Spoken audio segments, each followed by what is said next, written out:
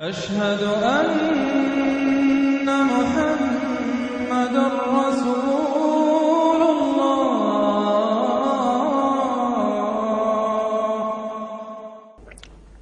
تو تمہیں آ پکڑا ایک بہت بڑی کڑک نے، ایک بہت بڑی کڑک ہوئی اور سب کے سب مردہ ہو گئے۔ وَأَنْتُمْ تَنْظُرُونَ، تمہارے دیکھتے دیکھتے ایک کڑک نے تمہیں آ لیا۔ ثُمَّ بَعَثْنَاكُمْ مِنْ بَعْدِ مَوْتِكُمْ، پھر ہم نے تمہیں دوبارہ اٹھایا تمہاری موت کے بعد۔ بعض لوگ اس کی یہ تعویل کر رہے ہیں کہ یہ موت نہیں تھی بلکہ بے ہوش ہو گئے تھے، یعنی جو بھی کڑک تھی اس کی وجہ سے سب کے سب بے ہوش ہو کے گر گئے۔ لیکن میرے نزدیک یہاں تعویل کی ضرورت نہیں، بعد سے بعد الموت اللہ کے لیے کوئی مشکل نہیں۔ ہم الفاظ کو خواب کا کو ان کے اصل جو مفہوم ہے، جو کہ صاف ہے، صریح ہے، اس سے خواب کا کے لیے موڑ کر لے کر جائیں۔ ثم بعثناکم من بعد موتکم لعلکم تشکرون، تاکہ تم شکر کرو۔ وظللنا علیکم الغمام وانزلنا علیکم المن والسلوى، اور ہم نے تم پر ابر کا سایہ کیا۔ اب 6 لاکھ کا قافلہ چل رہا ہے، سینائی پیننسولا، صحرا، کوئی اونٹ نہیں، کوئی سایہ نہیں، دق و دق، دھوپ کی تبش۔ تو اللہ کا فضل ہوا کہ ایک سائے کی طرح ابر جو ہے ان کے ساتھ ساتھ جہاں جہاں وہ جا رہے ہیں وہ ابر ان پر سایہ کیے ہوئے۔ وانزلنا علیکم المن والسلوى، کھانے کو کچھ نہیں، تو من اور سلوہ نازل کیے گئے۔ من ایسے اترتا تھا رات کے وقت کہ جیسے شبنم کے قطرے ہوتے ہیں، لیکن وہ ہوتا تھا کسی ایسی چیز کا جس میں شیرینی تھی، اور پھر وہ زمین پر آ کر جم کر وہ ایک گویا کے دانہ بن جاتے تھے، یہ ان کا اناج ہو گیا۔ کاربوہائیڈریٹ سپلائی اس سے ہو گئی، من سے۔ اور سلوہ ایک خاص قسم کا پرندہ بٹیر کی شکل کا، جو بے پناہ بڑی تعداد میں ان کے بڑے بڑے جھنڈ آتے تھے شام کے وقت، اور وہ ان کے ڈیرا جہاں ہوتا تھا اس کے گرد وہ اتر آتے تھے، اور رات کی تاریکی میں یہ آسانی سے ان کو پکڑتے تھے، ان کو کھاتے تھے بھون کر، اور یہ ان کی پروٹین ہو گئی۔ پوری غذا جو ہے اللہ تعالیٰ نے ان کو فراہم کر دی۔ وَأَنزَلْنَا عَلَيْكُمُ الْمَنَّ وَالسَّلْوَىٰ كُلُوا مِن طَيِّبَاتِ مَا رَزَقْنَاكُمْ، کھاؤ ان پاکیزہ چیزوں کو جو ہم نے تمہیں عطا کی ہیں۔ وَمَا ظَلَمُونَا، ہم نے تو ان پر کوئی ظلم نہیں کیا۔ وَلَٰكِن كَانُوا أَنفُسَهُمْ يَظْلِمُونَ، لیکن وہ خود ہی اپنے اوپر ظلم ڈھاتے رہے، ہر قدم پر نافرمانی اور ناشکری۔ اس کی بھی ناشکری آگے آ جائے گی چل کر، من و سلوہ سے بھی ناشکری کی انہوں نے۔ وَإِذْ قُلْنَا ادْخُلُوا هَٰذِهِ الْقَرْيَةَ فَكُلُوا مِنْهَا حَيْثُ شِئْتُمْ رَغَدًا وَادْخُلُوا الْبَابَ سُجَّدًا وَقُولُوا حِطَّةٌ نَغْفِرْ لَكُمْ خَطَايَاكُمْ، اور یاد کرو جب کہ ہم نے تم سے کہا تھا اس شہر میں داخل ہو جاؤ اور پھر کھاؤ اس میں سے بافراغت جہاں سے چاہو جو چاہو، لیکن دیکھنا دروازے میں داخل ہونا جھک کر، اور کہتے رہنا مغفرت مغفرت مغفرت، ہم تمہاری خطاؤں سے درگزر فرمائیں گے۔ اس آیت کو سمجھنے کے لیے ذرا تاریخی بات سمجھ لیجئے۔ صحرائے سینا میں آنے کے بعد، اور یہ جو کتاب تورات انہیں مل گئی تھی، اس کے بعد حضرت موسیٰ علیہ السلام کے ہی زمانے میں انہیں جہاد اور قتال کا حکم ہوا۔ اس سے پوری قوم نے انکار کر دیا، یہ سورہ مائدہ میں آئے گا۔ اس پر اللہ تعالیٰ نے ایک صدا مسلط کر دی ان پر کہ 40 برس تک اسی صحرا میں بھٹکتے پھریں گے۔ اگر یہ ابھی قتال کرتے، جہاد کرتے، تو پورا فلسطین ان کے ہاتھ پر ابھی فتح کرا دیتے، لیکن چونکہ انہوں نے بزدلی دکھائی ہے، اب سزا یہ ہے فَإِنَّهَا مُحَرَّمَةٌ عَلَيْهِمْ 40 سَنَةً يَتِيهُونَ فِي الْأَرْضِ، اب 40 برس تک یہ اسی صحرا میں بھٹکتے پھریں گے، اور ارض فلسطین جو ان کے لیے ارض موعود تھی وہ ان پر حرام کر دی گئی 40 سال کے لیے۔ اس 40 سال کے عرصے میں حضرت موسیٰ کا بھی انتقال ہو گیا، حضرت ہارون کا بھی ہو گیا، اور اس عرصے میں ایک نئی نسل پیدا ہوئی، وہ جو غلامی کا داغ اٹھائے ہوئی نسل آئی تھی مصر سے، جن کے اندر مورل کیریکٹر جو ہے وہ بہت کمزور ہو جاتا ہے، غلامی کا یہ اثر ہوتا ہے۔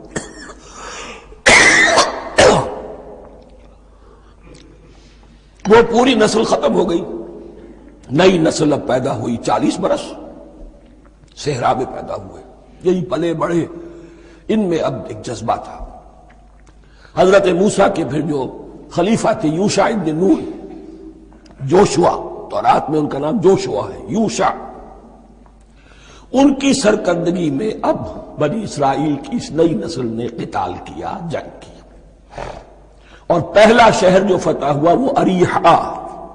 آج بھی وہ شہر جو ہے جیریکو جو آپ دیکھتے ہیں خبروں کے اندر آتا ہے بار بار، اریحا اس کا پرانا نام ہے، یہ شہر فتح ہوا، اس فتح کی بات کا تذکرہ ہو رہا ہے۔ یاد کرو جب کہ ہم نے تم سے کہا تھا اس بستی میں، اس شہر میں داخل ہو جاؤ فاتحانہ، اور پھر جو کچھ یہاں ہے، جو نعمتیں ہیں ان سے متمتع ہو، کھاؤ پیو، لیکن داخل ہونا سجدہ کرتے ہوئے، مراد کیا؟ جھک کر، یعنی ایسا نہ ہو کہ تکبر کی وجہ سے تمہاری گردنیں اکڑ جائیں، گردنیں جھکا کر اللہ کا احسان مانو، یہ نہ سمجھو کہ یہ فتح تم نے حاصل کی۔ اس کی تفسیر اصل میں نظر آتی ہے حضور کی شخصیت میں، کہ جب فتح مکہ کے موقع پر مکے میں داخل ہوئے ہیں تو جس سواری پر آپ بیٹھے ہوئے تھے، آپ کی پیشانی اس کی گردن کے ساتھ جڑی ہوئی تھی۔ یہ وقت ہوتا ہے جب کہ تکبر اور تعلی، فاتح کی حیثیت سے آنا، اور بندہ مومن کے لیے یہی وقت ہے تواضع کا، جھکنے کا۔ وَقُولُوا حِطَّةٌ، حتیٰ یحط تو کہتے ہیں جھاڑ دینے کو، تو اس کے معنی کیا ہے؟ اے اللہ ہمارے گناہ جھاڑ دے، مغفرت، اے اللہ ہمیں مغفرت، ہماری مغفرت فرما، جو خطائیں ہو گئی بخش دے۔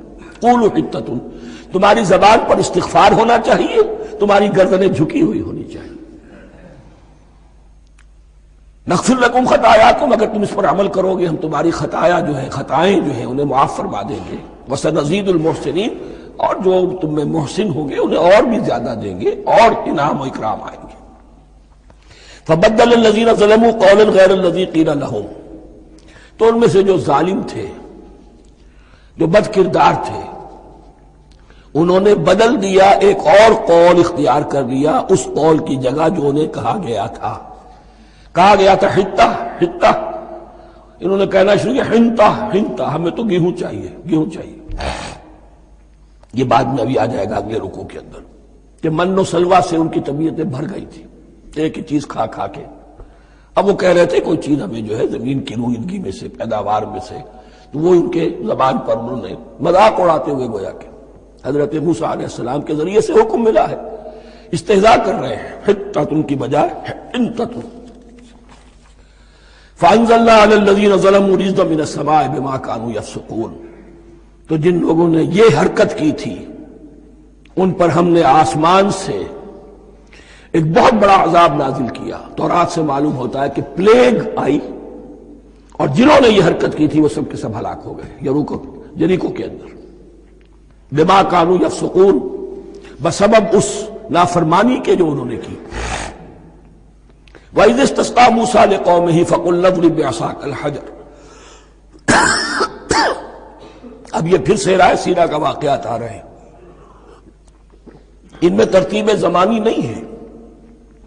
اریحا کی فتح جو ہے حضرت موسیٰ کے بعد ہے، لیکن اب یہاں پہ پھر ابھی وہ جو صحرائے تیہ میں جب بھٹک رہے تھے پھر اس کا ذکر ہے۔ وَإِذِ اسْتَسْقَىٰ مُوسَىٰ لِقَوْمِهِ فَقُلْ اضْرِب بِّعَصَاكَ الْحَجَرَ، اور جب کہ موسیٰ کی قوم نے موسیٰ سے پانی طلب کیا، اب صحرا میں آپ کو معلوم ہے جہاں پڑاؤ تھا اب وہاں پانی نہیں ہے، 6 لاکھ ہو 7 لاکھ ہو، کتنے افراد ہو، پانی چاہیے۔ وَإِذِ اسْتَسْقَىٰ مُوسَىٰ لِقَوْمِهِ فَقُلْ اضْرِب بِّعَصَاكَ الْحَجَرَ، تو ہم نے کہا کہ اپنے عصا سے ضرب لگاؤ چٹان، فَانْفَجَرَتْ مِنْهُ اثْنَتَا عَشْرَةَ عَيْنًا، تو اس سے 12 چشمے پھوٹ بہے۔ فجر کہتے ہیں کسی شے کے پھٹ کر کوئی چیز برآمد ہو۔ فجر جو ہوتی ہے، فجر کا وقت رات کی تاریکی کا پردہ چاک ہوتا ہے اور سپیدہ سحر نمودار ہوتا ہے۔ فَانْفَجَرَتْ مِنْهُ اثْنَتَا عَشْرَةَ عَيْنًا، تو 12 چشمے پھوٹ بہے۔ قَدْ عَلِمَ كُلُّ أُنَاسٍ مَشْرَبَهُمْ، یہاں اناس سے کیا مراد ہے؟ ہر قبیلہ، ہر قبیلے نے اپنا گھاٹ معین کر لیا۔ 12 قبیلے تھے، اگر علیحدہ علیحدہ نہ ہوتا معاملہ، 12 چشمے اسی لیے دیے گئے کہ لڑے نہ جھگڑے نہ. پانی تو بہت بڑی چیز ہے، کہیں پانی پینے پلانے پہ جھگڑا اور کہیں گھوڑا آگے بڑھانے پہ جھگڑا، یہ تو قبائلی زندگی کے اندر ہوتی ہی چیزیں.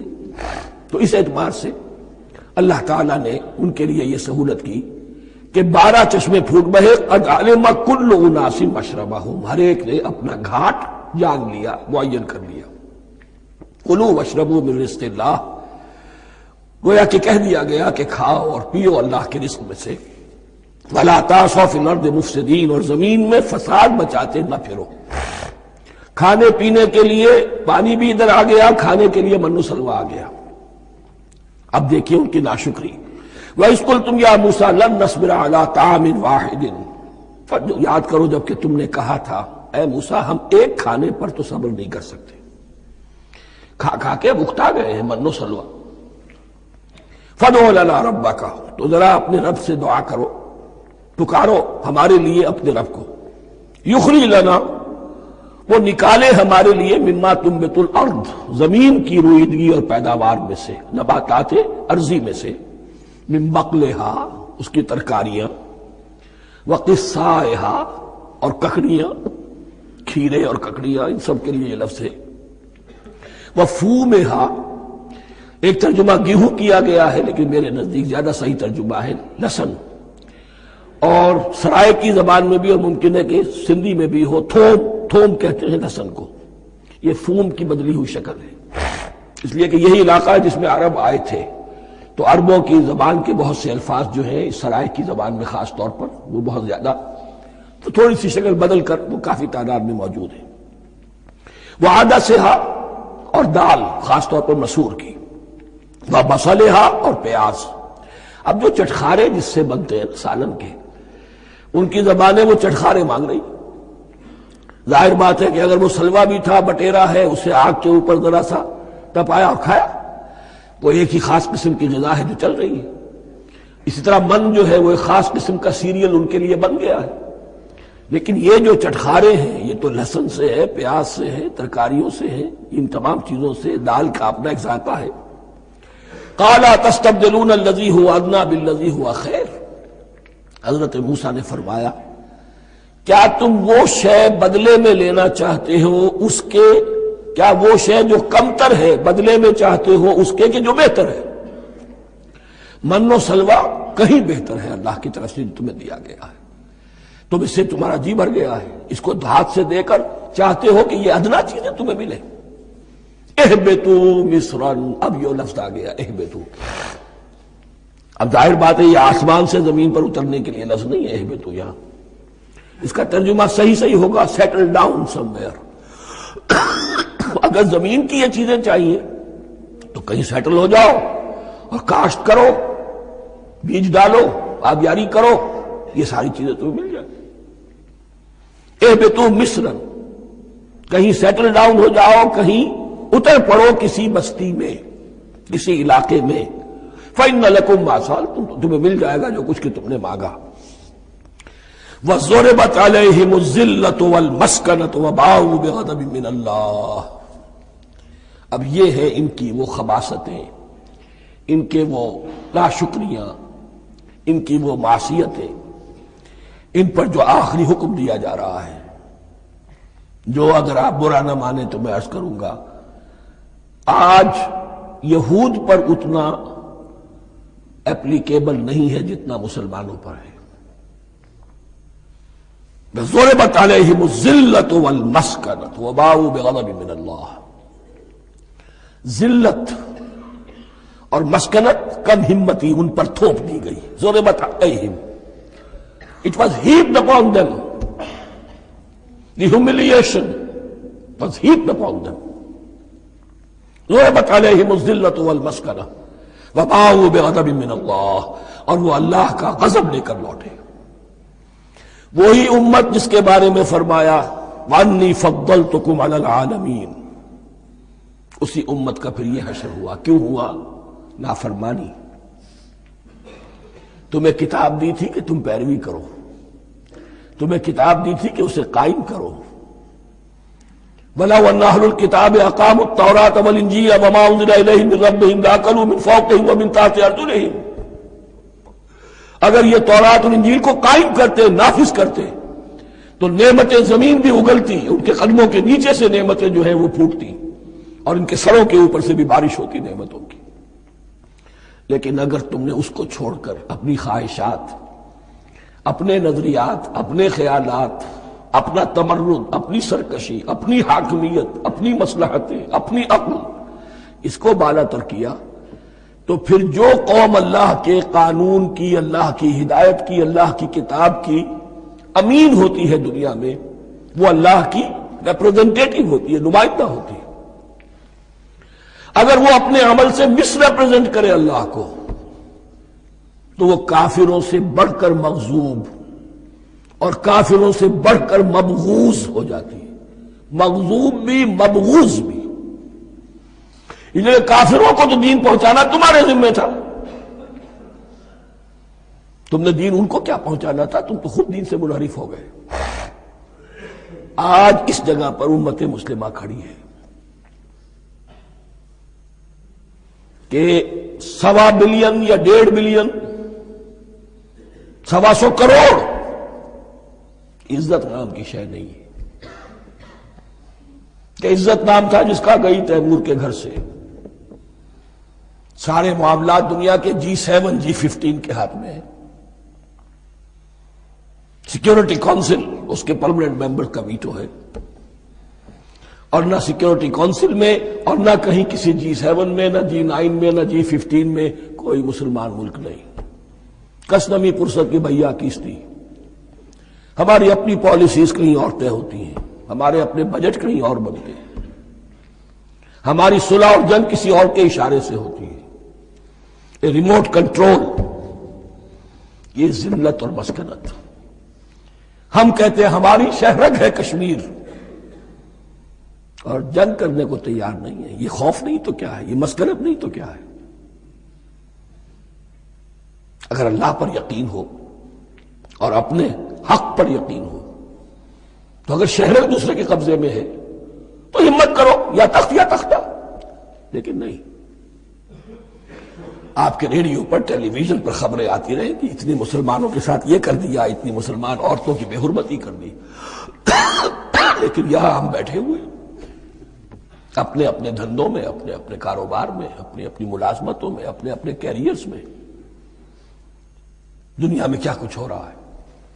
بہرحال اس وقت یہ جو ہے، میں نے جیسا کہ عرض کیا تھا کہ یہ ہے تاریخ بنی اسرائیل کی، لیکن خوشترا باشد کے سر دل براں، گفت آیت در حدیث دیگراں، یہ ہمارا نقشہ ہے آج اس آیت میں۔ ضربت علیہم الذلۃ والمسکنۃ وباءوا بغضب من اللہ، اور یہ کیوں؟ ذالک بانہم کانوا یکفرون بآیات اللہ، یہ اس لیے کہ وہ اللہ کی آیات کا انکار کرتے رہے، وَيَقْتُلُونَ النَّبِيِّينَ بِغَيْرِ الْحَقِّ، اللہ کے نبیوں کو ناحق قتل کرتے رہے۔ ہمارے ہاں بھی مجددین امت میں سے کتنے ہیں جو جیلوں میں ڈالے گئے، جن کو ایسی ایسی مار پڑی ہے کہ کہا جاتا ہے کہ ہاتھی کو بھی وہ مار پڑتی تو برداشت نہ کرتا۔ احمد ابن حنبل کے ساتھ کیا ہوا؟ ابو حنیفہ جیل میں انتقال کیا، امام مالک کے کندھے کھینچ دیے گئے، اتار دیے گئے، منہ کالا کر کے اور اونٹ پر بٹھا کر پھرایا گیا۔ امام دار الہجرہ شیخ احمد سرہندی جیل میں رہے، سید احمد بریلوی اور ان کے ساتھیوں کو خود مسلمانوں نے تہہ تیغ کیا ہے۔ بہرحال یہ داستانیں ہیں، اب نبی تو کوئی نہیں آئے گا، ان کے ہاں نبی تھے، ہمارے ہاں مجددین ہیں، علماء حق ہیں، ایسے کہ حدیث بھی ہے علماء امتی کا انبیاء بنی اسرائیل، تو جو انہوں نے انبیاء کے ساتھ کیا ہم نے مجددین اور علماء کے ساتھ کیا۔ ذالک بما عصوا وکانوا یعتدون، اور یہ ہوا ان کی نافرمانیوں کی وجہ سے اور حد سے تجاوز کرنے کی وجہ سے۔ اللہ تعالیٰ تو ظالم نہیں، اللہ نے تو اونچا مقام دیا تھا، ہمیں بھی خیر امت قرار دیا، کنتم خیر امت اخرجت للناس تأمرون بالمعروف وتنہون عن المنکر وتؤمنون باللہ. اب اگر ہم نے وہ اپنا مشن چھوڑ دیا تو ذلت اور مسکنت وہ ہمارا مقدر بن گئی. اللہ کا قانون اور اللہ کا عدل بے لاگ ہے، وہ فرام امہ ٹو امہ چینج نہیں ہوتا. سنت اللہ جو ہے لن تجد لسنت اللہ تحویلا ولن تجد لسنت اللہ تبدیلا. اللہ کی سنت بدلتی نہیں. بنی اسرائیل کا جو حشر ہوا آج وہ ہمارا ہو رہا ہے. بہرحال اس پر میری جو کتاب ہے سابق اور موجودہ مسلمان امتوں کا ماضی حال اور مستقبل، اس کا مطالعہ کیجیے. اب آ گئی وہ آیت کہ جس سے استدلال کیا گیا ہے کہ ایمان بالرسالت نجات کے لیے ضروری نہیں ہے. ان الذین آمنوا والذین ہادوا والنصارى والصابئین من آمن باللہ والیوم الآخر وعمل صالحا فلہم اجرہم عند ربہم ولا خوف علیہم ولا ہم یحزنون. یقیناً جو لوگ ایمان لائے، اور اس سے مراد ہے جو ایمان لائے حضور پر، محمد پر صلی اللہ علیہ وسلم، والذین ہادوا اور جو یہودی ہو گئے، والنصارى اور نصرانی، والصابئین اور صابی وہ لوگ تھے عراق کے علاقے میں رہتے تھے جو کہتے تھے کہ ہم دین ابراہیمی پر ہیں، لیکن ان کے ہاں بھی بہت کچھ بگڑ گیا تھا. جیسے حضرت ابراہیم کی نسل، حضرت اسماعیل کی نسل بگڑ گئی تھی تو اس طرح وہ بھی بگڑ گئے تھے. ستارہ پرستی زیادہ تر ان کے ہاں تھی. من آمن باللہ والیوم الآخر، جو کوئی بھی ایمان لایا اللہ پر اور یوم آخر پر، وعمل صالحا اور اس نے عمل کیے اچھے، فلہم اجرہم عند ربہم تو ان کے لیے محفوظ ہے ان کا اجر ان کے رب کے پاس. ولا خوف علیہم ولا ہم یحزنون، اور نہ ان پر کوئی خوف ہوگا اور نہ وہ کسی حزن سے دوچار ہوں گے. ظاہر الفاظ کے اعتبار سے دیکھیے کہ یہاں ایمان بالرسالت کا ذکر نہیں ہے. ویسے تو اگر کوئی اس سے یہ غلط استدلال کرتا ہے تو اس کا پہلا جو اصولی جواب ہے وہ تو یہ ہے کہ ایسی حدیثیں بھی موجود ہیں، من قال لا الہ الا اللہ دخل الجنہ، تو اس کے کیا معنی ہے؟ صرف کہنے سے جنت میں داخل ہو جائیں گے، کسی عمل کی ضرورت نہیں. جواب یہ دیا جائے گا پورے قرآن کو سامنے رکھو، پورے حدیث کے ذخیرے کو سامنے رکھو. کسی ایک جگہ سے کوئی ایک نتیجہ نکال لینا وہ صحیح نہیں. لیکن اس کے علاوہ وہ اصول جو میں بیان کر چکا ہوں کہ یہ سلسلہ شروع کہاں سے ہوا ہے. 5واں رکوع، وآمنوا بما انزلت مصدقا لما معكم ولا تكونوا اول كافر به. انہیں ایمان کی زوردار دعوت سے تو یہ ساری بات شروع ہوئی ہے. اب فصاحت اور بلاغت کا یہ تقاضا ہے کہ بار بار اس کو دہرایا نہ جائے. وہ بات انڈرسٹوڈ رہے گی، مقدر رہے گی، سمجھی جائے گی کہ ہر جگہ پر وہ موجود ہے، اس لیے کہ ساری گفتگو ہو رہی ہے اسی کے حوالے سے. وآمنوا بما انزلت مصدقا لما معكم ولا تكونوا اول كافر به ولا تشتروا بآياتي ثمنا قليلا وإياي فاتقون. اس حوالے سے یوں سمجھیے اب اس آیت کو کہ یہاں پر کچھ الفاظ محذوف مانے جائیں گے. ان الذين آمنوا والذين هادوا والنصارى والصابئین من آمن باللہ والیوم الآخر وعمل صالحا فی ایامہم فلہم اجرہم عند ربہم ولا خوف علیہم ولا ہم یحزنون. ہر دور میں جبکہ ابھی حضرت عیسیٰ نہیں آئے تھے تو جو بھی یہودی تھے اس وقت تک حضرت موسیٰ کے ماننے والے، وہ جو بھی اللہ پر ایمان رکھتے تھے اور نیک عمل کرتے تھے، آخرت کو مانتے تھے، ان کی نجات ہو جائے گی. لیکن حضرت عیسیٰ کے آنے کے بعد ان کو نہیں مانا، اب وہ کافر قرار پائے. لیکن اب حضرت عیسیٰ کے آنے کے بعد جب تک حضور نہیں آئے جو بھی مانتا ہے، لیکن یہ کہ شرط یہی ہوگی کہ اپنے اپنے زمانے میں، اصل میں نفی جس بات کی جا رہی ہے وہ یہ ہے کہ یہ نہ سمجھو کہ کسی گروہ میں ہونے سے نجات ہوتی ہے. نجات کسی گروہ میں ہونے کی وجہ سے نہیں ہے، نجات کی بنیاد ایمان اور عمل صالح ہے. کسی رسول پر ایمان لانا اپنے دور کے رسول پر وہ تو لازم ہے، لیکن یہ ہے کہ اس پر ایمان تو لے آئے اور وہ عمل صالح نہیں ہے تو نجات نہیں ہوگی. تو یہ اپنے اپنے دور میں، اپنے اپنے زمانے میں ہر امت کے لیے وَلِكُلِّ أُمَّةٍ أَجَلٌ قرآن مجید کے ایک مقام پر آیا ہے، ہر امت کے لیے ایک خاص معین مدت ہے. اس معینہ مدت میں اب ظاہر بات ہے جو لوگ حضور کی بعثت سے پہلے فوت ہو گئے ان پر تو کوئی ذمہ داری نہیں تھی حضور پر ایمان لانے کی. اور ایسے لوگ تھے، ایسے موحدین مکے میں موجود تھے جو یہ کہتے تھے کعبے کے پردے پکڑ پکڑ کر، اے اللہ ہم صرف تجھے پوجنا چاہتے ہیں، صرف تیری بندگی کرنا چاہتے، لیکن جانتے نہیں کیسے کریں. یہ بات موجود تھی اور ان کا انتقال بھی ہو گیا. یہ زید، سعید ابن زید، سعید جو حضرت عمر کے بہنوئی تھے اور وہ عشرہ مبشرہ میں سے ہیں، ان کی اہلیہ حضرت فاطمہ بنت خطاب، ان دونوں کے ایمان کو اللہ نے ذریعہ بنایا حضرت عمر کے ایمان کا. اور یہ والد تھے سعید کے زید، وہ یہ کہتے ہوئے دنیا سے چلے گئے حضور کی ابھی بعثت ہی نہیں ہوئی تھی، اے اللہ میں صرف تیری بندگی کرنا چاہتا ہوں، کیسے کروں یہ نہیں جانتا. اسی کو ذہن میں رکھیے، اہدنا الصراط المستقیم جو میں نے کہا تھا، ایک سلیم الفطرت انسان، سلیم العقل انسان توحید تک پہنچ جاتا ہے، آخرت کو پہچان لیتا ہے. لیکن اب کیا کروں؟ اس شریعت کے لیے، ان احکام کے لیے وہ دستے سوال دراز کرنے پر مجبور ہے. الحمدللہ رب العالمین الرحمن الرحیم مالک یوم الدین ایاک نعبد و ایاک نستعین اہدنا الصراط المستقیم. اسی صراط المستقیم کی دعا کا یہ جواب اب آئے گا، شروع ہوگا سورہ بقرہ سے. یہ کرو، یہ نہ کرو، یہ فرض ہے، یہ تم پر لازم کیا گیا، یہ چیز حرام کی گئی، وغیرہ وغیرہ. ان الذين آمنوا والذين هادوا والنصارى والصابئين من آمن بالله واليوم الآخر وعمل صالحا. اور محذوف الفاظ فی ازمنتہم، اپنے اپنے زمانے میں، یا فی ایامہم، فلہم اجرہم عند ربہم ولا خوف علیہم ولا هم یحزنون. وَإِذْ أَخَذْنَا مِيثَاقَكُمْ وَرَفَعْنَا فَوْقَكُمُ الطُّورَ. اور ذرا یاد کرو جب کہ ہم نے تم سے عہد لیا، قول و قرار لیا، اور تمہارے اوپر اٹھا دیا طور کو، پہاڑ کو. جب تورات دی گئی تو اس وقت ایک کیفیت معجزانہ طور پر ایسی پیدا کی گئی، ان کے اوپر ایک رعب ڈالنے کے لیے اور خشیت قلب میں پیدا کرنے کے لیے کوہ طور اٹھا کر معلق کر دیا گیا. اس وقت کہا گیا خذوا ما آتیناکم بقوۃ. تو اس قول و قرار کے وقت ایک معجزے کی شکل یہ ہوئی تھی. وَإِذْ أَخَذْنَا مِيثَاقَكُمْ وَرَفَعْنَا فَوْقَكُمُ الطُّورَ خُذُوا مَا آتَيْنَاكُمْ بِقُوَّةٍ وَاذْكُرُوا مَا فِيهِ لَعَلَّكُمْ تَتَّقُونَ. پکڑو اس کو مضبوطی کے ساتھ جو ہم نے تمہیں دیا ہے، اس حدیث، اس کتاب کو، تورات کو، اس شریعت کو، ان احکام کو. وَاذْكُرُوا مَا فِيهِ، اور یاد رکھو اسے جو کچھ کہ اس میں ہے، لَعَلَّكُمْ تَتَّقُونَ، تاکہ تم بچ سکو.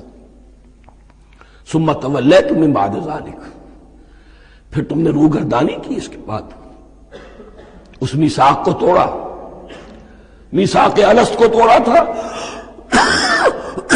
اور دوسرے یہ میثاق شریعت جو تم سے لیا گیا اس کو بھی توڑا. ثم تولیتم من بعد ذلك فلولا فضل اللہ علیکم ورحمتہ لکنتم من الخاسرین.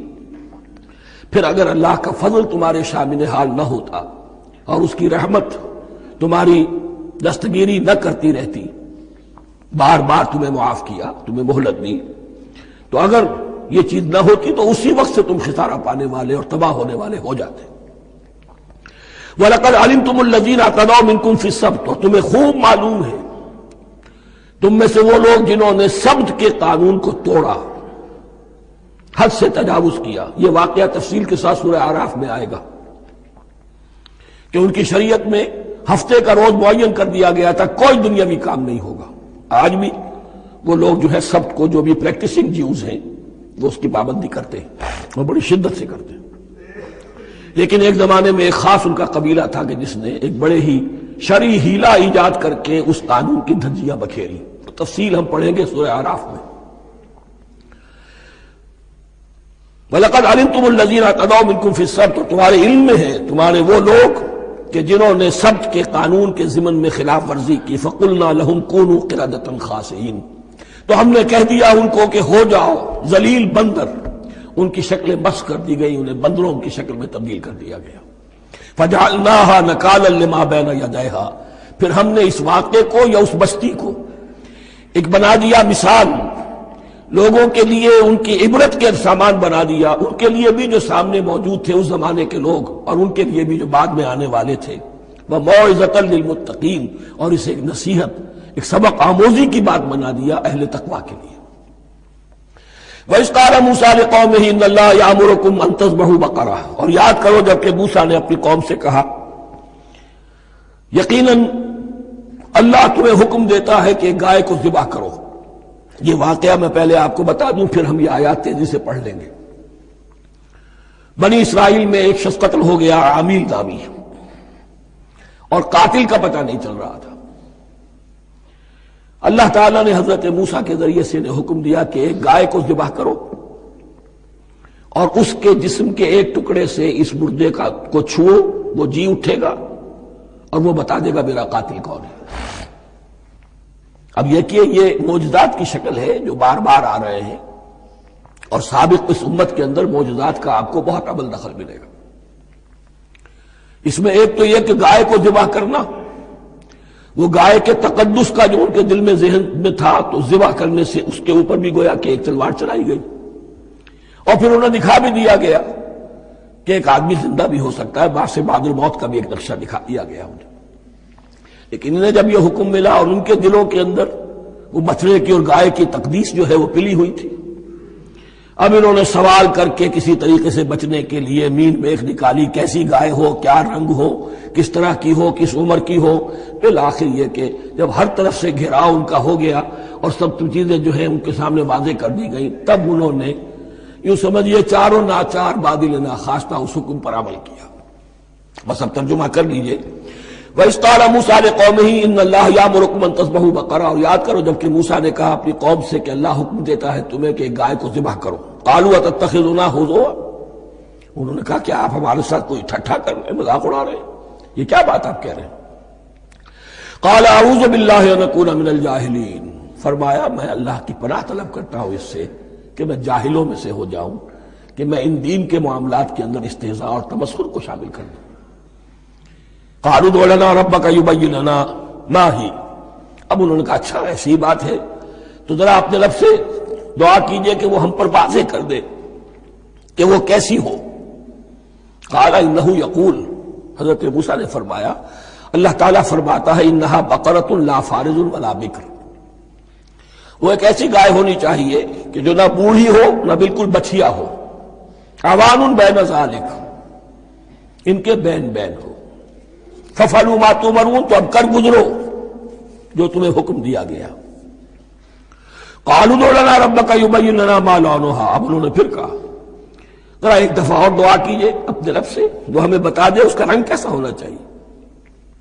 قَالَ إِنَّهُ يَقُولُ إِنَّهَا بَقَرَةٌ صَفْرَاءُ فَاقِعٌ لَوْنُهَا تَسُرُّ النَّاظِرِينَ، فرمایا اللہ فرماتا ہے کہ وہ گائے ایسی ہونی چاہیے زرد رنگ، شوخ رنگ، شوخ زرد رنگ کی، چمکیلی، جو دیکھنے والوں کو خوب اچھی لگے، پسند آئے، دل میں کھپ جانے والی۔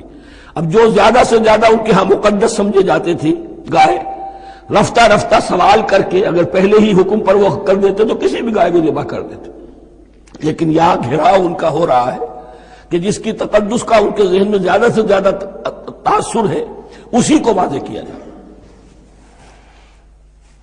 قالوا ادع لنا ربك يبين لنا ما هي، پھر انہوں نے کہا ذرا اللہ سے دعا کیجئے اور وہ ہمیں یہ بتائے کہ وہ کیسی ہو۔ ان البقرہ تشابہ علینا، یقیناً ہم کچھ شبہ میں پڑ گئے ہیں، یہ گائے کا معاملہ مشتبہ ہو گیا ہے ہم پر۔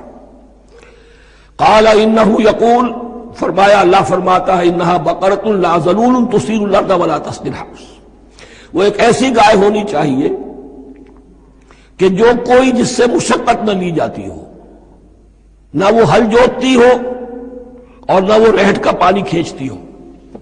تسیر الارض، نہ تو وہ زمین کو جوتنے میں ہل چلانے میں کام نہیں لی جائے، ولا تسقي الحرث، اور نہ کھیتی کو پانی پلانے کے لیے وہ پانی کھینچنے میں استعمال کیا جائے۔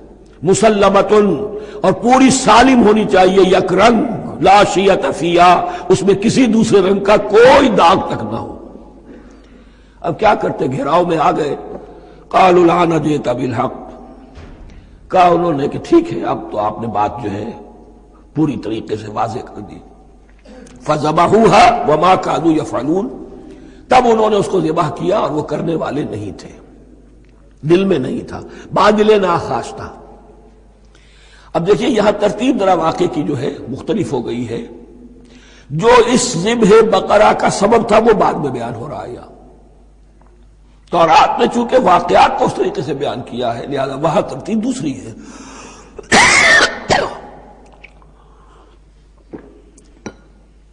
وَإِذْ قَتَلْتُمْ نَفْسًا فَادَّارَأْتُمْ فِيهَا، اور یاد کرو جب کہ تم نے ایک جان کو قتل کیا تھا اور اس کا الزام تم ایک دوسرے پر لگا رہے تھے، یعنی کسی کا پتہ نہیں چل رہا تھا قاتل کون ہے۔ وَاللَّهُ مُخْرِجٌ مَا كُنتُمْ تَكْتُمُونَ، اور اللہ تعالیٰ فیصلہ کر چکا تھا کہ جو کچھ تم چھپا رہے ہو اسے نکال کر رہے گا، واضح کرے گا۔ فَقُلْ اضْرِبُوهُ بِبَعْضِهَا، تو ہم نے حکم دیا کہ اس کی لاش کو اس گائے کے ایک ٹکڑے سے، اس کے جسم کے ایک حصے سے ضرب لگاؤ۔ کذالک یحیی اللہ الموتیٰ، اور دیکھو اس طریقے سے اللہ مردوں کو زندہ کر دے گا۔ تھوڑی دیر کے لیے وہ زندہ ہوا اور اس نے اپنے قاتل کا نام بتا دیا۔ وَيُرِيكُمْ آیَاتِهِ لَعَلَّكُمْ تَعْقِلُونَ، اور وہ تمہیں دکھاتا ہے اپنی آیات تاکہ تم عقل سے کام لو۔ اب جو الفاظ آ رہے ہیں بہت سخت ہیں، بہت سخت ہیں، لیکن ان کو پڑھتے ہوئے درون بینی ضرور کیجیے گا، اپنے اندر جھانکیے گا۔ ثم قست قلوبکم، پھر تمہارے دل سخت ہو گئے۔ جب دین میں ہیلے بہانے نکالے جانے لگے اور ہیلوں بہانوں کے ذریعے سے شریعت کے احکام سے بچا جائے، اللہ کو دھوکہ دینے کی کوشش کی جائے، اس کا جو نتیجہ نکلتا ہے وہ دل کی سختی۔ ثم قست قلوبکم، پھر تمہارے دل سخت ہو گئے۔ فہی کالحجارۃ او اشد قسوہ، تو وہ تو اب پتھروں کے مانند ہیں بلکہ سختی میں ان سے بھی زیادہ شدید ہے۔ یہ ویسے بھی فصاحت اور بلاغت کا بھی بڑا ایک عمدہ مقام ہے قرآن کا۔ وَإِنَّ مِنَ الْحِجَارَةِ لَمَا يَتَفَجَّرُ مِنْهُ الْأَنْهَارُ، پتھروں میں سے تو ایسے بھی ہوتے ہیں جن میں سے چشمے پھوٹ بہتے ہیں۔ وَإِنَّ مِنْهَا لَمَا يَشَّقَّقُ فَيَخْرُجُ مِنْهُ الْمَاءُ، اور ایسے بھی ہیں جو شق ہو جاتے ہیں، پتھر چٹانیں، ان میں سے پانی برآمد ہو جاتا ہے۔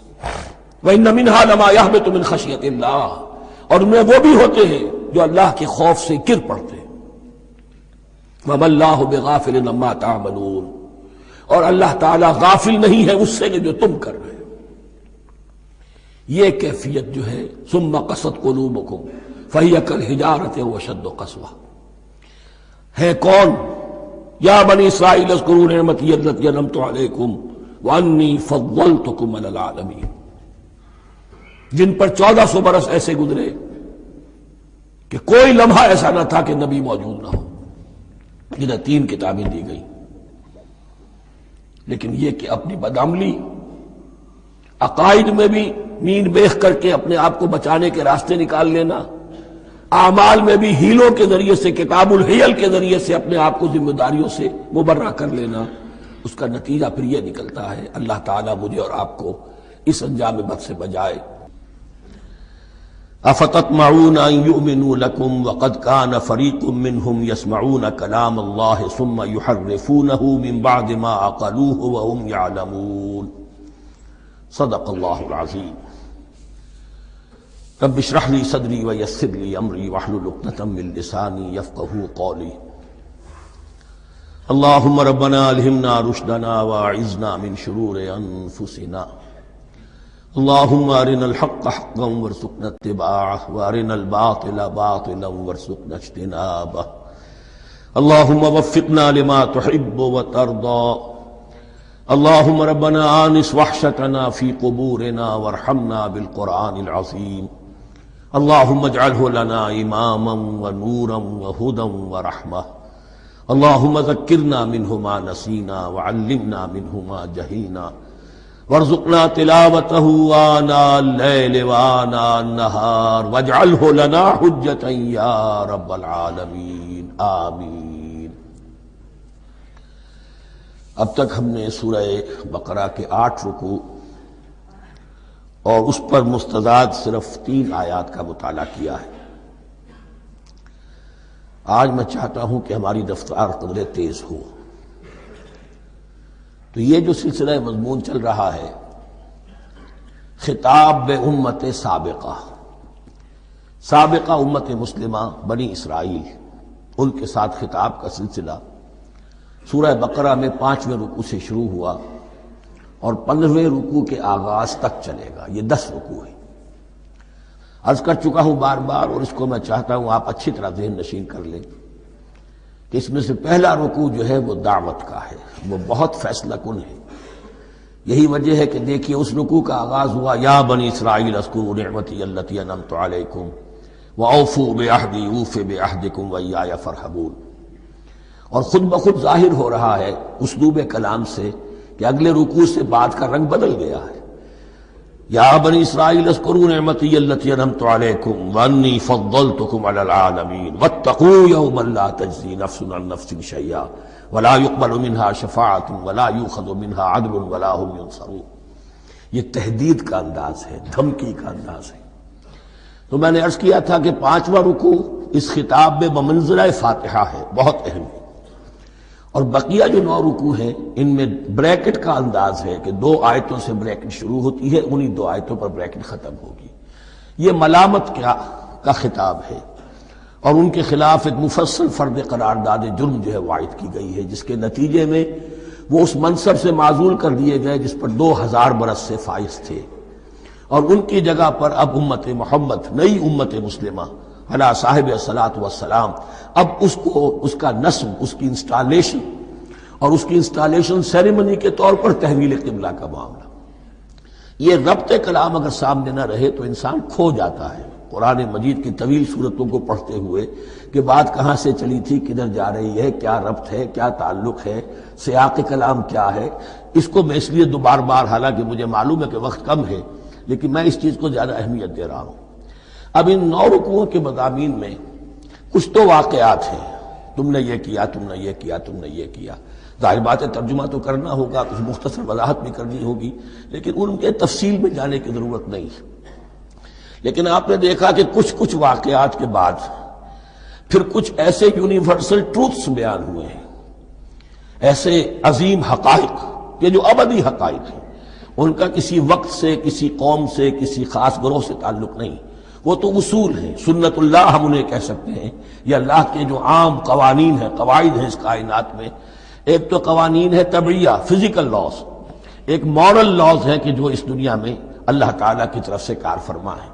تو جہاں وہ مورل لاز آتے ہیں جنہیں آپ کہا کرتے تھے جب بچپن میں کہانی پڑھی اور کہانی کے بعد لکھا اس کا مورل لیسن کیا ہے، اس کہانی سے سبق کیا حاصل ہوا، تو تھوڑے تھوڑے وقفے کے بعد وہ آیات آتی ہیں کہ جو اس گویا کہ اس سلسلہ کلام کے اندر یہ انتہائی اہمیت کی حامل ہے، اس لیے کہ وہ یونیورسل اہمیت کی حامل ہیں اور ان میں در حقیقت ایک رہنمائی پوشیدہ ہے موجودہ امت مسلمہ کے لیے. مثلا جتنا حصہ ہم اب تک پڑھ چکے ہیں ان میں سے پہلے تو وہ آیت یاد کیجئے وَضُرِبَتْ عَلَيْهِمُ الذِّلَّةُ وَالْمَسْكَنَةُ وَبَاءُوا بِغَضَبٍ مِّنَ اللَّهِ. معلوم ہوا کہ ایسا ہو سکتا ہے کہ ایک امت مسلمان ہو، اس پر اللہ کے بڑے فضل ہوئے ہوں، بڑا اکرام ہوا ہو، بہت انعام ہوا ہو، پھر وہ اپنی بے عملی یا بد عملی کے باعث اللہ تعالیٰ کے غضب کی مستحق ہو جائے اور ذلت اور مسکنت اس پر تھوپ دی جائے. یہ ایک یونیورسل ٹروتھ وہاں سے نکل آیا کہ ہمیں سوچنا ہوگا. یہ ایک لمحہ فکریہ ہے امت مسلمہ کیا کہ کیا ہم تو کہیں آج اس پوزیشن میں نہیں ہیں. حدیث میں آپ کو سنا چکا ہوں لَيَأْتِيَنَّ عَلَىٰ أُمَّتِي مَا أَتَىٰ عَلَىٰ بَنِي إِسْرَائِيلَ حَسْبَ النَّعْلِ بِالنَّعْلِ. دوسرا اسی طرح کا یونیورسل ٹروتھ والا مقام تھا آخری جو ہم نے کل پڑھا ہے ثُمَّ قَسَتْ قُلُوبُكُمْ وَهِيَ كَالْحِجَارَةِ أَوْ أَشَدُّ قَسْوَةً. کسی مسلمان امت کا یہ حال بھی ہو سکتا ہے کہ ان کے دل اتنے سخت ہو جائیں کہ سختی میں پتھروں کو اور چٹانوں کو مات دے جائیں. یہ بھی ایک کیفیت ہے جو سامنے آئی. حالانکہ قوم وہ ہے انی فضلتکم علی العالمین، از کجا تاب کجا، لیکن یہ حقیقت بھی ہمارے سامنے آئی کہ یہ چیزیں جو ہیں اپنی جگہ پر امکانات میں سے ہیں. البتہ یہاں ایک بات میں عرض کر دوں کہ اس قساوت قلبی میں پوری امت برابر مسلط جو ہے مبتلا نہیں ہوا کرتی. اس میں امت کے جو قائدین ہوتے ہیں اور امت مسلمہ کے قائدین اس کے علماء ہوتے ہیں، سب سے زیادہ شدت کے ساتھ یہ خرابی ان میں آتی ہے. اس لیے کہ باقی لوگ تو پیروکار ہیں، پیچھے چلتے ہیں، وہ اعتماد کرتے ہیں کہ یہ ہے اللہ کی کتاب کے پڑھنے والے، یہ ہے تورات کے حامل، یہ جانتے ہیں، وہ ان کے پیچھے پیچھے چل رہے ہوتے ہیں. لیکن جو لوگ جان بوجھ کر اللہ کی کتاب میں تحریف کر رہے ہوں انہیں تو پتا ہے ہم کیا کر رہے ہیں. جو لوگ جان بوجھ کر حق کو پہچان کر اس کا انکار کر رہے ہیں انہیں تو پتا ہے کہ ہم کیا کر رہے ہیں. در حقیقت یہ سزا ان پر آتی ہے. یہ بات اب ان آیات میں جو آج ہم پڑھنے چلے ہیں بہت زیادہ واضح ہو جائے گی انشاءاللہ. فرمایا افتطمعون ان یؤمنوا لکم، تو اے مسلمانوں کیا تم یہ توقع رکھتے ہو کہ یہ ایمان لے آئیں گے تم پر، تمہاری بات مان لیں گے؟ ظاہر بات ہے مسلمانوں کو توقع تھی کہ مشرکین مکہ تو بہت دور تھے دین سے، توحید سے دور، رسالت کا کوئی تصور ہی نہیں، کتاب کوئی ان کے پاس تھی ہی نہیں. یہ تو یہود ہیں اور ان کے پاس تو کتاب رہی ہے، یہ موسیٰ کے ماننے والے ہیں، یہ توحید کے علم بردار ہیں، یہ آخرت کا بھی اقرار کرتے ہیں، تو ان کو جھٹپٹ مان لینا چاہیے. تو جو مسلمانوں کے دل میں، عام مسلمانوں کے دل میں جو حسن ظن تھا، اب در حقیقت یہ اس کو ایڈریس کیا جا رہا ہے. افتطمعون ان یؤمنوا لکم، تمہیں بڑی طمع ہے، کوشش ہے، تمہاری خواہش ہے، آرزو ہے، تمنا ہے، توقع ہے کہ یہ بات مان لے گے تمہاری. وَقَدْ كَانَ فَرِيقٌ مِّنْهُمْ يَسْمَعُونَ كَلَامَ اللَّهِ ثُمَّ يُحَرِّفُونَهُ مِن بَعْدِ مَا عَقَلُوهُ وَهُمْ يَعْلَمُونَ. جبکہ حال یہ ہے کہ ان میں سے ایک جماعت، ایک گروہ وہ بھی ہے کہ جو اللہ کے کلام کو سن کر پھر اس میں تحریف کرتا رہا ہے اس کے بعد کہ اس کو سمجھ لیتا تھا اور اچھے جان بوجھ کر تحریف کرتا تھا. اب ظاہر بات وہ گروہ کون ہوں گے؟ علماء ہی تو ہیں نا. عام آدمی تو تحریف نہیں کر سکتا تھا، تحریف کرنے والے تو علماء تھے. افتؤمنون ان یؤمنوا لکم وقد کان فریق منهم یسمعون کلام اللہ ثم یحرفونہ من بعد ما عقلوہ وهم یعلمون. واذا لقوا الذین آمنوا قالوا آمنا. اب دیکھیے ایک بات بڑی عجیب سامنے آئے گی کہ جس طرح منافقین مسلمانوں میں تھے ایسے ہی منافقین یہود میں بھی تھے. یہود میں سے کچھ لوگ ایسے تھے کہ جن پر حق جب منکشف ہو گیا اور کچھ ان کی صالح فطرت بھی تھی، اب وہ آنا چاہتے تھے اسلام کی طرف، لیکن اپنے خاندان کو، گھر والوں کو، اپنے کاروبار کو، اپنے قبیلے کو چھوڑنا بھی ممکن نہیں تھا. اور قبیلوں کی سرداری جو ہے وہ ان کے علماء یہود کے پاس ہے. تو دل ان کے کچھ صاف ساتھ آ چکے تھے اہل ایمان کے، اور جب وہ اہل ایمان سے ملتے تھے تو کبھی کبھی باتیں بھی بتا دیں، ہاں یہ بات جو محمد کہہ رہے ہیں یہ تورات میں لکھی ہوئی تھی، واقعی یہ بات یوں ہی تھی. اب اس کے بعد جب وہ جاتے تھے اپنے شیاطین کے پاس، وہی شیاطین ان کے علماء، ان کے بڑے سرکردہ لوگ، تو وہ جا کر انہیں ڈانٹ ڈپٹ کرتے تھے، بے وقوفو یہ کیا کر رہے ہو، تم یہ بات بتا رہے ہو انہیں تاکہ اللہ کے ہاں جا کر وہ تم پر حجت قائم کرے کہ انہیں پتا تھا اور پھر بھی انہوں نے نہیں مانا. اب یہ ان کا آپس کا مکالمہ ہو رہا ہے. وَإِذَا لَقُوا الَّذِينَ آمَنُوا قَالُوا آمَنَّا.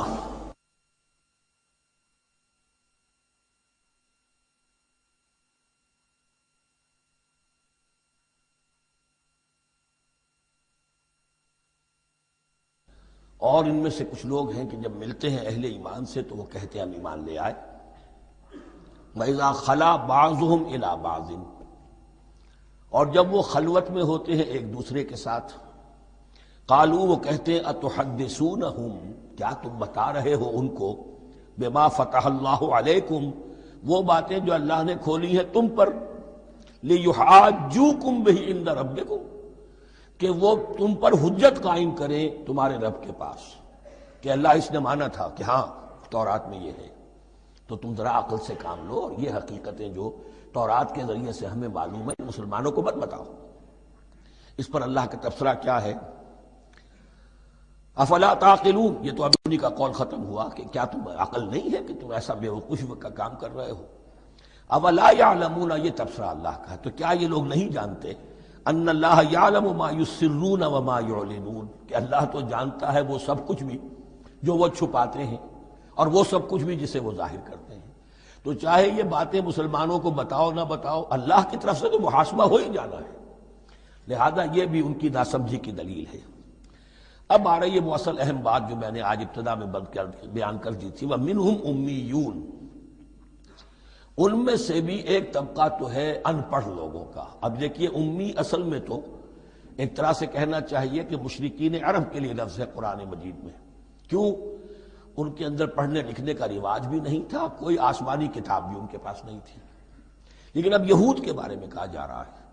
جیسے آج مسلمان ہیں کہ اکثر و بیشتر مسلمان تو جاہل ہیں، چاہے پی ایچ ڈی کیا ہوا ہو، پی ایچ ڈی تو فزکس میں کیا ہوا ہے، قرآن کی الف بیتیں نہیں آتی، دین کے جو ہے مبادی تک سے ناواقف ہیں، بہت پڑھے لکھے، اس کو ہمارے بعد لوگ کہتے ہیں پڑھے لکھے جاہل۔ آج کی عظیم اکثریت مسلمانوں کے پڑھے لکھے مسلمانوں کی وہ پڑھے لکھے جاہلوں پر مشتمل ہے، اس میں شامل کر لیجئے ہماری اکثریت جو ہے ہی بغیر پڑھی لکھی۔ تو اب انہیں کیا پتا، وہ تو سارا اعتماد کریں گے علماء پر، کوئی بریلوی ہیں بریلوی علماء پر اعتماد کریں گے، کوئی دیوبندی ہے وہ دیوبندی علماء پر اعتماد کریں گے، کوئی اہل حدیث ہے وہ اہل حدیث علماء پر اعتماد کریں گے۔ منہم امیون، اب امیون کا سہارا کیا ہوتا ہے؟ منہم امیون لا یعلمون الکتاب الا امانیہ، وہ کتاب سے تو واقف نہیں ہوتے، اپنی کچھ خواہشات ہیں کہ جن کو جانتے ہیں۔ یہ خواہشات بعد میں کھل جائے گا، یہ خواہشات کیا ہیں؟ ہم تو اسرائیلی ہیں، ہم تو اللہ کے محبوب ہیں، ہم تو امت محمد میں ہیں، ہماری تو شفاعت ہو ہی جائے گی، یہ امانی ہے۔ تلک امانیہم، اور ہمیں تو جہنم میں داخل کیا بھی تو تھوڑے سے عرصے کے لیے، ہمیں نکال لیا جائے گا، یہ امانی ہے۔ تو ان کے پاس تو یہ تو ان امانی، امنیہ کہتے ہیں خواہش، امانی اس کی جمع ہے، یہ اپنی خواہشات، انگریزی کا لفظ صحیح تعبیر کرے گا وشفل تھنکنگ، یہ اپنی اس وشفل تھنکنگ کے سہارے جی رہے ہیں، علم ان کے پاس ہے ہی نہیں۔ وَإِنْهُمْ إِلَّا يَظُنُّونَ، اور وہ نہیں کچھ کر رہے مگر ظن و تخمین، گمان ہے، ان کے اپنے من گھڑت خیالات ہیں۔ فَوَيْلٌ لِّلَّذِينَ يَكْتُبُونَ الْكِتَابَ بِأَيْدِيهِمْ، تو اصل ہلاکت اور بربادی اور ویل کے بارے میں بعض روایات یہ بھی آئی ہیں کہ وہ جہنم کا وہ طبقہ ہے جس سے خود جہنم پناہ مانگتی ہے، سخت ترین۔ تو وہ ویل، وہ تباہی جو ہے ان کے لیے ہے جو کتاب لکھتے ہیں اپنے ہاتھ سے، ثم یقولون ھذا من عند اللہ، اور پھر کہتے ہیں یہ اللہ کی طرف سے ہے، لیشتروا بہ ثمنا قلیلا، تاکہ کو حاصل کر لیں اس سے کچھ بڑی گھٹیا سی حقیر سی قیمت، یعنی فتویٰ نویسی جس کا معاملہ ہے۔ اب کوئی شخص آیا، اس نے ایک رائے پوچھی، انہوں نے اپنا جو بھی ہے وہ لکھا اور کہا یہی دین کا تقاضا ہے، بس یہی علم ہے، یہی اللہ کی بات ہے۔ اب اس میں کتنا کچھ واقعتاً انہوں نے صحیح بات کہی ہے، کتنی ہٹ درمی سے کام لیا ہے، کتنی کسی رشوت کے مبنی کو رائے دی ہے، خود بدلتے نہیں قرآن کو بدل دیتے ہیں، ہوئے کس درجہ فقیہان حرم بے توفیق۔ تو یہ ان کے علماء کا کردار تھا۔ ثم یقولون ھذا من عند اللہ لیشتروا بہ ثمنا قلیلا فویل لہم مما کتبت ایدیہم، تو ہلاکت اور بربادی ہے ان کے لیے اس چیز سے کہ جو ان کے ہاتھوں نے لکھی، وویل لہم مما یکسبون، اور ان کے لیے ہلاکت اور بربادی ہے اس کمائی سے جو وہ کر رہے ہیں۔ یہ سارا دھندا جو ہے فتویٰ فروشی کا اور دین فروشی کا، اس کے لیے تباہی وہ اپنے لیے مول لے رہے ہیں، اس سے کوئی ان کو اللہ تعالیٰ کے ہاں کوئی اجر و ثواب نہیں ملے گا۔ وقالوا، اب یہ آگے امانی، وقالوا لن تمسنا النار الا ایاما معدودہ، وہ کہتے ہیں ہمیں تو آگ چھو ہی نہیں سکتی، ہاں گنتی کے چند دن، صرف یہ کہ دوسروں کی آنکھوں میں دھول جھونکنے کے لیے کہ کوئی اعتراض نہ کر دے، اللہ ہمیں آگ میں پھینکا جا رہا اور ان کو نہیں پھینکا جا رہا، یہ ہم سے بھی بدتر تھے کردار میں، تو شاید ان کا منہ بند کرنے کے لیے چند دن کے لیے ہمیں جہنم میں ڈال دیں گے، پھر فوراً نکال لیں گے۔ وقالوا لن تمسنا النار الا ایاما معدودہ، اور وہ کہتے ہیں کہ نہیں چھو سکتی ہمیں آگ مگر گنتی کے چند دن۔ قل اتخذتم عند اللہ عہدا، ان سے کہیے کیا تم نے اللہ سے کوئی عہد لے لیا ہے، کوئی قول و قرار ہو گیا ہے؟ فلن یخلف اللہ عہدہ، کہ تمہیں یہ یقین ہے کہ اللہ اپنے عہد کے خلاف نہیں کرے گا؟ ام تقولون علی اللہ ما لا تعلمون، یا تم اللہ کی طرف اس بات کی نسبت کر رہے ہو، تہمت جب لگا رہے ہو، جڑ رہے ہو یہ بات اللہ پر جو تم نہیں جانتے، جس کے لیے تمہارے پاس کوئی علم نہیں ہے۔ بلا من کسب سیئۃ، اب یہ انتہائی وہ یونیورسل ٹروتھس جو ہیں جو میں نے کہا تھا، ابدی حقائق، اس کی عظیم ترین حقیقت آ رہی ہے، نوٹ کیجئے۔ بلا، کیوں نہیں، من کسب سیئۃ، جس شخص نے جان بوجھ کر ایک گناہ کمایا، لیکن گناہ بڑا، کبائر، صغائر نہیں، سیئۃ، یہ اس کی جو تنکیر ہے وہ ایک کا فائدہ بھی دے رہی ہے اور تفخیم کا بھی۔ جس نے بھی جان بوجھ کر کسبا، ایک گناہ کمایا، فاحاطت بہ خطیئتہ، اور اس کی خطا نے اس کا گھیراؤ کر لیا، یعنی ایک ہی گناہ ہے، سود کھا رہا ہے، باقی نماز ہے، تہجد ہے، یہ ہے وہ ہے، لیکن اس ایک گناہ کی برائی بھی اتنی اس کے گرد جو ہے چھا جائے گی کہ پھر اس کی یہ ساری نیکیاں ختم ہو کر رہ جائیں، ایک گناہ۔ بلا من کسب سیئۃ واحاطت بہ خطیئتہ فاولئک اصحاب النار هم فیہا خالدون۔ اس میں ہمارے مفسرین نے یہ لکھا ہے کہ اس کی خطا کاری اتنی اس کے اوپر چھا جائے کہ ایمان کا کوئی اثر باقی نہ رہے۔ اور المعاصی برید الکفر، یہ علماء کے ہاں اصول ہے کہ یہ جو گناہ ہوتے ہیں یہ ڈاک ہے کفر کی، ہوتے ہوتے گناہ پر مداومت اگر اس پر چلتا ہے تو اصل میں ہوتے ہوتے ہوتا یہ ہے کہ اسے پتہ بھی نہیں ہوتا، وہ اپنے آپ کو مسلمان سمجھتا ہے، اندر سے ایمان ختم ہو چکا ہوتا ہے۔ دیمک کی طرح جو ہے وہ دروازے کی چوکھٹ جو ہے کھائی گئی، اوپر صرف ایک ونیئر لگا ہوا ہے جو نظر نہیں آ رہا۔ یہ عقل جو ہے اللہ نے دیمک کو بھی دی ہے کہ چھوٹی سی چھپٹی چھوڑ دینا تاکہ دھوکہ کھاتے رہیں لوگ گھر والے، باقی یہ کہ اندر سے کھوکھلا کر دیا۔ اولئک اصحاب النار، یہ آگ والے ہیں، ہم فیہا خالدون، جو اس میں ہمیشہ ہمیشہ رہیں گے۔ یہ ہے قاعدہ کلیہ، قرآن کا قطعی اور ابدی فیصلہ۔ والذین آمنوا وعملوا الصالحات، ہاں اس کے برعکس جو لوگ ایمان لائیں اور نیک عمل کریں۔ اب نیک عمل میں ہر شخص نے اپنا اپنا نظریہ بنا رکھا ہے۔ مراد نیک عمل قرآن مجید کا کیا ہے؟ دین کے سارے تقاضوں کو ادا کرنا، وہ نیک عمل ہوگا۔ آپ نے ایک نیکی لے لی، یتیم خانہ کھول دیا، بڑی فاؤنڈیشن بنا دی، بیواؤں کا انتظام ہو رہا ہے، لیکن کاروبار میں سودی لین دین ہے، جھوٹ ہے، فریب ہے، دھوکہ ہے، سب چل رہا ہے۔ تو یہ نہیں، دین کے تقاضے یہ بھی ہے کہ دین کو قائم کرنے کی جد و جہد میں لگو، اس کی شرائط پوری کرو۔ تو فرمایا والذین آمنوا وعملوا الصالحات اولئک اصحاب الجنہ ہم فیہا خالدون، وہ ہیں جنت والے اور وہ اس میں ہمیشہ ہمیشہ رہیں گے۔ وَإِذْ أَخَذْنَا مِيثَاقَ بَنِي إِسْرَائِيلَ لَا تَعْبُدُونَ إِلَّا اللَّهَ، اور یاد کرو جب کہ ہم نے بنی اسرائیل سے عہد لیا تھا تم نہیں عبادت کرو گے کسی کی سوائے اللہ کے۔ وَبِالْوَالِدَيْنِ إِحْسَانًا، اور اس کے ساتھ دوسرا حکم، اور یہ اہم مقام ہے کہ اللہ کے حق کے فوراً بعد والدین کے حق کا ذکر قرآن مجید میں 4 مقامات پر آیا، ان میں سے ایک مقام یہ ہے وَبِالْوَالِدَيْنِ إِحْسَانًا، والدین کے ساتھ نیک سلوک کرو گے، وَذِي الْقُرْبَى، اور قرابت داروں کے ساتھ بھی، وَالْيَتَامَى، اور یتیموں کے ساتھ بھی، وَالْمَسَاكِينَ، اور محتاجوں کے لیے بھی، وَقُولُوا لِلنَّاسِ حُسْنًا، اور لوگوں سے اچھی بات کہو، اچھی بات کہو، صحیح بات کہو، امر بالمعروف کرتے رہو، نیکی کی دعوت دیتے رہو۔ وَأَقِيمُوا الصَّلَاةَ وَآتُوا الزَّكَاةَ، اور نماز قائم کرو، قبائل قائم رکھو اور زکوٰۃ ادا کرو گے، یہ گویا کہ معاہدہ ہو رہا ہے۔ ثُمَّ تَوَلَّيْتُمْ، پھر دیکھو تم نے اس سے پیٹھ موڑ لی، إِلَّا قَلِيلًا مِنْكُمْ، سوائے تم میں سے تھوڑے سے لوگوں کے، وَأَنْتُمْ مُعْرِضُونَ، اور تم ہو ہی پھر جانے والے، تمہاری یہ عادت گویا کہ طبیعت ثانیہ ہے۔ اب ایک خاص مثال آ رہی ہے، اس کے بعد پھر ایک بہت بڑا یونیورسل ٹروتھ آئے گا۔ مثال کیا ہے؟ اللہ نے ان سے ایک عہد لیا تھا، وَإِذْ أَخَذْنَا مِيثَاقَكُمْ، ہم نے تم سے یہ عہد بھی لیا تھا، لَا تَسْفِكُونَ دِمَاءَكُمْ، دیکھو اپنا خون نہیں بہاؤ گے، یعنی آپس میں جنگ نہیں کرو گے، لڑو گے نہیں، تم بنی اسرائیل ایک وحدت بن کر رہو گے، جیسے کہ قرآن مجید میں آیا ہے إِنَّمَا الْمُؤْمِنُونَ إِخْوَةٌ، تم بھائی بھائی ہو، لَا تَسْفِكُونَ دِمَاءَكُمْ، اپنا خون نہیں بہاؤ گے، وَلَا تُخْرِجُونَ أَنفُسَكُم مِّن دِيَارِكُمْ، اور نہ ہی تم نکالو گے اپنے کچھ لوگوں کو ان کے گھروں سے۔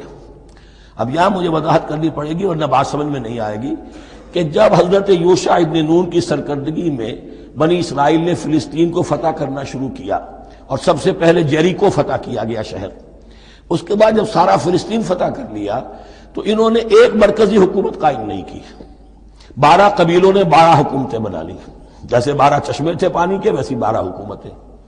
اب ظاہر بات ہے جہاں 12 حکومتیں ہوں گی تو وہ طوائف الملوکی جس کو کہتے ہیں، آپس کی کھٹ پٹ ہوتی تھی، جنگیں ہوتی تھی، پھر ان میں سے ایک دوسرے پر حملہ کر کے وہاں کے لوگوں کو نکال باہر کرتے تھے، بھاگنے پر مجبور کر دیتے تھے، تو یہ تھی ان کی کیفیت۔ لیکن اس کے بعد پھر جب وہ لوگ چلے گئے کہیں کفار کے ملک میں چلے گئے، اب کفار نے جو ہے ان کو لا کر اور ان کے سامنے ان کے ہاں بیچنا چاہا، چونکہ غلام بن گئے وہاں جا کر، یا انہوں نے غلام بنا لیا، تو اب فدیہ دے کر چھڑا رہے ہیں کہ ہمیں حکم دیا گیا ہے کہ جو بھی تمہارا اسرائیلی بھائی ہو اس کو فدیہ دے کر چھڑا لو اگر کہیں وہ اسیر ہو جائے۔ تو ایک حکم کو تو مانا نہیں اور دوسرے پر عمل ہو رہا ہے۔ حکم تو یہ تھا کہ آپس میں خون ریزی کرو ہی نہیں، وہ اس حکم کو تو توڑ دیا، لیکن بڑے متقیانہ انداز میں اب جو اس وقت اس کی وجہ سے جو غلام بن گئے یا اسیر ہو گئے، اب ان کو چھڑوا رہے کہ اللہ کا حکم ہے، شریعت کا حکم ہے۔ یہ ہے وہ تضاد جو مسلمان امتوں کے اندر ہو جاتا ہے، اس پر آئے گا وہ یونیورسل ٹروتھ۔ وَإِذْ أَخَذْنَا مِيثَاقَكُمْ لَا يَسْتَسْفِكُونَ دِمَاءَكُمْ، جب یاد کرو جب کہ ہم نے تم سے عہد لیا تھا کہ تم اپنا خون نہیں بہاؤ گے، وَلَا تُخْرِجُونَ أَنفُسَكُم مِّن دِيَارِكُمْ، اور نہ ہی تم اپنے آپ کو، اپنے لوگوں کو ان کے گھروں سے نکالو گے، ثُمَّ أَقْرَرْتُمْ وَأَنْتُمْ تَشْهَدُونَ، پھر تم نے اقرار کیا تھا، اس عہد کو اور قول و قرار کو مان لیا تھا پورے شعور کے ساتھ، تشہدون، مانتے ہوئے۔ ثُمَّ أَنْتُمْ هَؤُلَاءِ، پھر تم وہی ہو، تم ہی ہو وہ تو تقتلون انفسکم، اپنے ہی لوگوں کو قتل بھی کرتے ہو، وتخرجون فریقا منکم من دیارہم، اور اپنے ہی لوگوں میں سے کچھ لوگوں کو ان کے گھروں سے باہر نکالتے ہو، تظاہرون علیہم بالاسم والعدوان، ان پر چڑھائی کرتے ہو گناہ کے ساتھ بھی اور زیادتی کے ساتھ بھی، وَإِن یاتوکم اسارا، اور اگر وہ قیدی بن کر تمہارے پاس آتے ہیں تفادوہم، تو اب تم ان کا فدیہ دے کر انہیں چھڑاتے ہو، وَهُوَ مُحَرَّمٌ عَلَيْكُمْ إِخْرَاجُهُمْ، حالانکہ ان کا تو نکالنا ہی تم پر حرام کیا گیا تھا۔ اب یہ واقعہ آپ نے پڑھ لیا، سمجھ لیا، اب دیکھیے اس سے جو سبق ہے، مورل لیسن ہے جو ابدی ہے، أَفَتُؤْمِنُونَ بِبَعْضِ الْكِتَابِ وَتَكْفُرُونَ بِبَعْضٍ، تو کیا تم ہماری شریعت کے ایک حصے کو مانتے ہو اور ایک کو نہیں مانتے؟ اب دیکھیے یہ الفاظ اب ہوں گے تعویل عام، جہاں کہیں بھی یہ طرز عمل ہوگا تو یہ آیت اس کو کور کرے گی۔ افتؤمنون ببعض الکتاب وتکفرون ببعض، تو کیا تم مانتے ہو ہماری کتاب کے ایک حصے کو اور ایک کو نہیں مانتے؟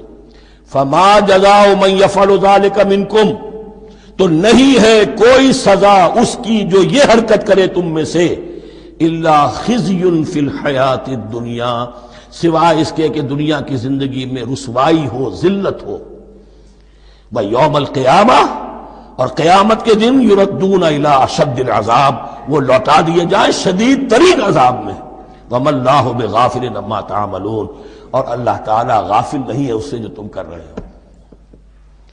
آج امت مسلمہ پر 100% یہ آیت منطبق ہو رہی ہے، پورے دین پر چلنے کو تیار نہیں، ہر گروہ نے کوئی ایک شے حلال کر لی اپنے لیے، ملازم پیشہ طبقہ ہے، رشوت حلال ہے، کیا کرے اس کے بغیر گزارا نہیں ہوتا، کاروباری طبقہ ہے، سود، کیا کرے اس کے بغیر تو یہ کاروبار چلتا نہیں، فلاں، ہر ایک کے لیے، ہر ایک نے۔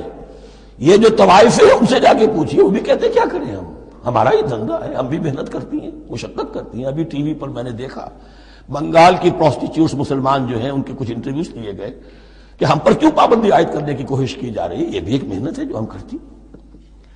اور یہ کہ ان میں سے آپ کو یہ بھی معلوم ہے کہ ان میں سے بعض ایسی ہوتی ہیں وہ جب محرم کے دن آئیں گے کالے کپڑے پہنیں گی، جلوسوں کے ساتھ ہوں گی، اور یہ مزاروں کے اوپر اکثر و بیشتر وہی ہوتی ہیں، دمال کھیلتی ہیں، جو کچھ کرتی ہیں، وہ نیکی ان کے ہاں بھی ہے۔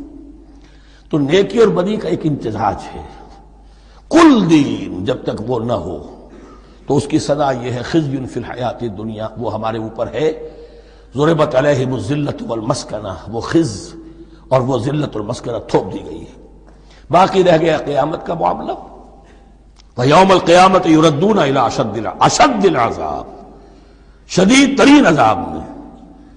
تو اپنے طرز عمل سے تو ہم اس کے مستحق ہو گئے ہیں، باقی اللہ تعالیٰ کی رحمت جو ہے دستگیری فرما لے اس کا اختیار ہے۔